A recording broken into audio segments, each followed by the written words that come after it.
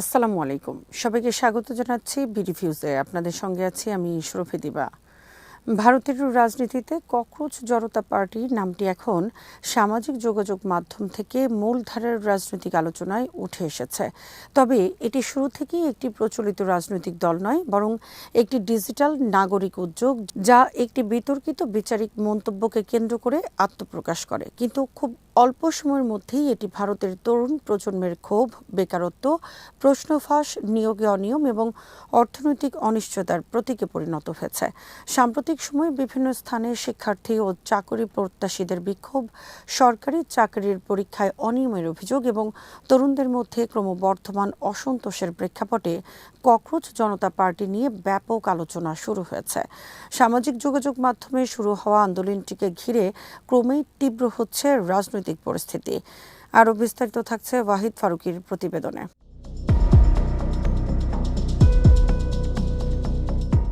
এই উদ্যোগের সূত্রপাত সুপ্রিম কোর্টের একটি মামলার শুনানিকে ঘিরে। দিল্লি হাইকোর্টে জ্যেষ্ঠ আইনজীবীদের তালিকাভুক্তি সংক্রান্ত একটি আবেদন খারিজ করতে গিয়ে তৎকালীন প্রধান বিচারপতির একটি মন্তব্য সামাজিক যোগাযোগ মাধ্যমে ব্যাপকভাবে ছড়িয়ে পড়ে। মন্তব্যের একটি অংশে ককরোচ বা তেলাপোকার সঙ্গে তুলনার বিষয়টি ভাইরাল হয়ে যায়। পরে আদালতের পক্ষ থেকে ব্যাখ্যা দেয়া হয় যে মন্তব্যটি ভারতের সমগ্র যুব সমাজকে উদ্দেশ্য করে করা হয়নি, বরং ভুয়া ও জাল ডিগ্রিধারী কিছু ব্যক্তির আচরণ প্রসঙ্গে বলা হয়েছিল।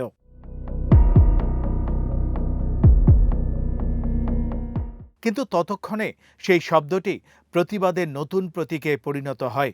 বোস্টন ইউনিভার্সিটির শিক্ষার্থী ও রাজনৈতিক যোগাযোগ কৌশলবিদ অভিজিৎ দীপ এবং তার কয়েকজন বন্ধু ব্যঙ্গাত্মকভাবে ইনস্টাগ্রামে ককরোচ জনতা পার্টি নামে একটি পেজ চালু করেন। প্রথমে এটি ছিল নিছক একটি ডিজিটাল ব্যঙ্গ, কিন্তু দ্রুত হাজার হাজার তরুণ এর সঙ্গে যুক্ত হতে শুরু করেন, কারণ তারা মনে করেন কর্মসংস্থানহীনতা, প্রশাসনিক ব্যর্থতা এবং সামাজিক অবমূল্যায়নের শিকার একটি প্রজন্মের প্রতীক হয়ে উঠেছে এই নাম।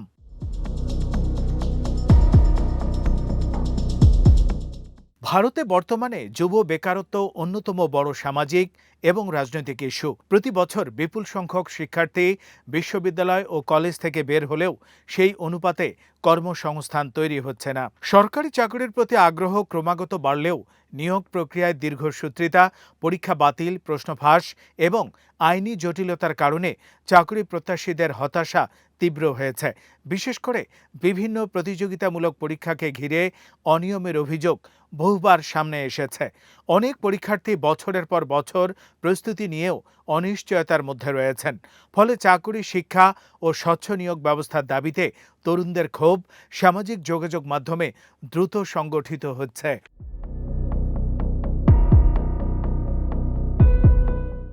অনেক পর্যবেক্ষকের মতে ককরোচ জনতা পার্টি মূলত সেই ক্ষোভেরই প্রতীক। এটি এখনও নির্বাচন কমিশনে নিবন্ধিত রাজনৈতিক দল নয় এবং এর কোনো সুসংগঠিত সাংগঠনিক কাঠামো গড়ে ওঠেনি। কিন্তু ডিজিটাল যুগে প্রতীকীর রাজনীতির গুরুত্ব ক্রমশ বাড়ছে।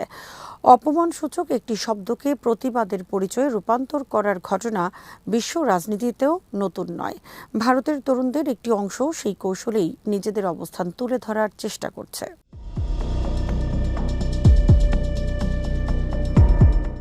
এদিকে সামাজিক যোগাযোগ মাধ্যমে আন্দোলনটিকে ঘিরে আরও বড় বড় দাবি সামনে এসেছে। বিভিন্ন পোস্টে বলা হচ্ছে, দিল্লির যন্তর মন্তরে দীর্ঘদিন ধরে এই আন্দোলনের অবস্থান কর্মসূচি চলছে। শিক্ষাবিদ ও পরিবেশ কর্মী সোনাম ওয়াংচুক সেখানে অনশন করেছেন, পরে প্রশাসন তাকে হাসপাতালে নিয়ে গেছে। একই সঙ্গে কংগ্রেস নেতা রাহুল গান্ধী, সোনিয়া গান্ধী, তৃণমূল কংগ্রেস নেত্রী মমতা ব্যানার্জি, এআইএমআইএম প্রধান আসাদুদ্দিন ওয়াইসি, অভিনেত্রী শাবানা আজমি সহ বহু রাজনৈতিক ও সাংস্কৃতিক ব্যক্তিত্ব আন্দোলনের প্রতি সংহতি জানিয়েছেন এবং দেশ জুড়ে লাখো মানুষ রাস্তায় নেমেছেন।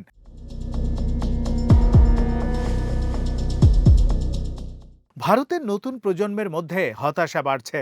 তারা ধর্ম, জাতপাত কিংবা আদর্শিক বিভাজনের চেয়ে চাকরি, শিক্ষা, অর্থনৈতিক নিরাপত্তা এবং প্রশাসনিক জবাবদিহিকে বেশি গুরুত্ব দিচ্ছে।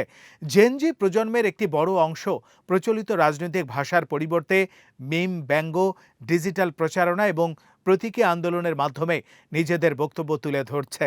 ককরোচ জনতা পার্টি সেই পরিবর্তিত রাজনৈতিক সংস্কৃতিরই একটি প্রতিফলন।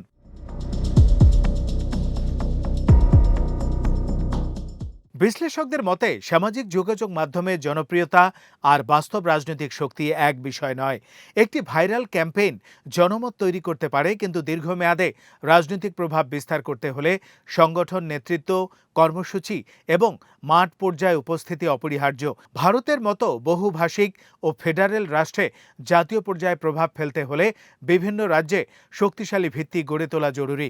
ফলে ককরোচ জনতা পার্টি এখনই মূলধারা রাজনৈতিক শক্তিতে পরিণত হয়েছে এমন সিদ্ধান্তে পৌঁছানো বাস্তবসম্মত নয় বলা হলেও এই ঘটনাকে গুরুত্ব দিয়ে দেখার কারণ রয়েছে। কারণ এটি দেখিয়ে দিয়েছে রাষ্ট্রের কোনো প্রতিষ্ঠানের একটি মন্তব্য কিভাবে তরুণদের মধ্যে জমে থাকা ক্ষোভকে নতুন রাজনৈতিক ভাষা দিতে পারে। কর্মসংস্থানের সংকট, প্রশ্ন ফাঁস, শিক্ষা ব্যবস্থার প্রতি আস্থাহীনতা এবং অর্থনৈতিক অনিশ্চয়তা যদি দীর্ঘদিন সমাধানহীন থাকে, তাহলে এই ধরনের প্রতীকী আন্দোলন ভবিষ্যতে আরও বড় আকার ধারণ করতে পারে।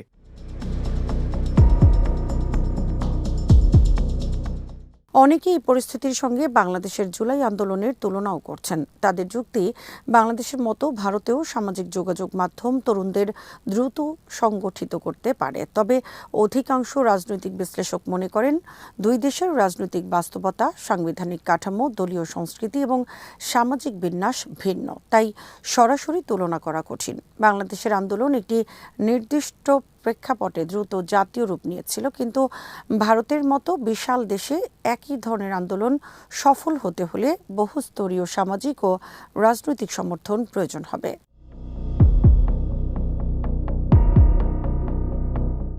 ভারতের বর্তমান ক্ষমতাসীন বিজেপির সাংগঠনিক ভিত্তি অত্যন্ত শক্তিশালী।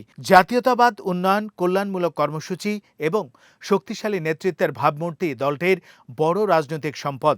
বিশেষ করে হিন্দু জাতীয়তাবাদে ভর করে প্রচণ্ড ধর্মীয় উন্মাদনাকে কৌশলে রাজনৈতিক শক্তিতে পরিণত করেছে এই দলটি।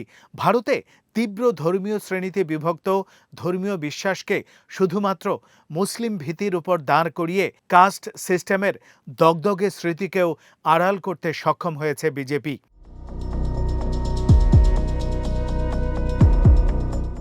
কোনো যুক্তি, সামাজিক শিক্ষা, কোনো কিছুই আর উগ্র ধর্মান্ধতার সামনে টিকতে পারছে না। হিন্দু খাতরে মে হায় নামক একটা উদ্ভট আইডিয়াকে ভারতের বিশাল উগ্রবাদী গোষ্ঠী তাদের মানসপটে সত্য হিসেবে ধারণ করে আছে। রাজনৈতিক বিশ্লেষকরা মনে করেন প্রায় 750 বছর ধরে মুসলিম শাসনে থাকার অভিজ্ঞতা তাদের স্মৃতিকে তাড়া করে বেড়াচ্ছে। সব মিলিয়ে ককরোচ জনতা পার্টি এখনও একটি প্রতীকী ডিজিটাল নাগরিক উদ্যোগ, কিন্তু এর উত্থান ভারতের তরুণ সমাজের মানসিকতা ও রাজনৈতিক অগ্রাধিকারের একটি গুরুত্বপূর্ণ ইঙ্গিত বহন করছে।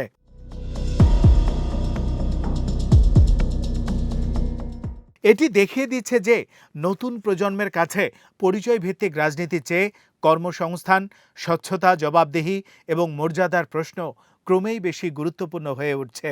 সামাজিক যোগাযোগ মাধ্যমে ভাইরাল হওয়া নানা দাবির সত্যতা ভবিষ্যতে আরও পরিষ্কার হবে। কিন্তু একটি বিষয় ইতিমধ্যে স্পষ্ট হয়ে গেছে, ভারতের তরুণরা নিজেদের ক্ষোভ প্রকাশের জন্য নতুন ভাষা, নতুন প্রতীক এবং নতুন রাজনৈতিক পরিসর তৈরি করতে শুরু করেছে।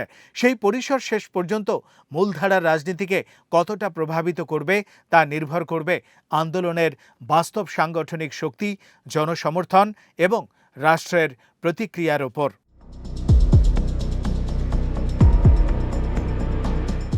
আজ এখানেই শেষ করছি। সবাই ভালো থাকুন, সুস্থ থাকুন আর দেখতে থাকুন বিটিভি নিউজ। চ্যানেলটি ভালো লাগলে সাবস্ক্রাইব করুন।